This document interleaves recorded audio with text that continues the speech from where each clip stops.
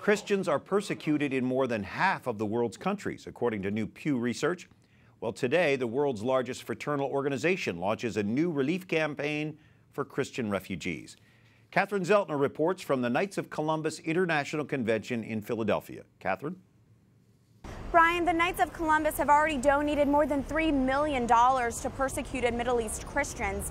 But today they announced a new initiative to aid what Pope Francis calls a humanitarian tragedy.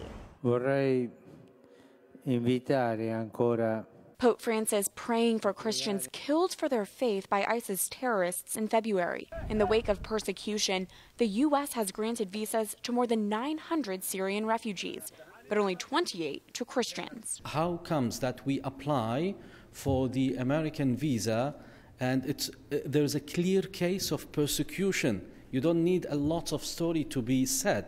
It's quite obvious, and we've been denied the visa. This discrimination is unjust. The Knights of Columbus have supported Christian refugees during this time, but starting today, we will do even more. The Knights will encourage the 10,000 local councils to bring awareness to their parishes.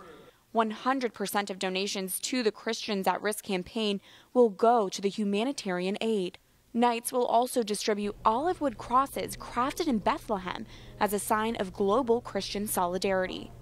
Iraqi Archbishop Warda says that solidarity is important. We would like them to be aware how difficult it is to be a Christian in Middle East these days. Syrian Archbishop Jean Bart agrees. In the cradle of Christianity, he says Catholics are called to be witnesses of Christ today. It is a moment of the history where we have to stand up and to fight to be able to continue a 2,000-year presence in this part of the world.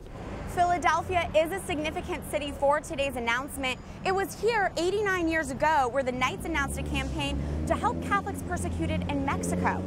If you want to donate or help the cause for persecuted Christians in the Middle East, visit www.christiansatrisk.org.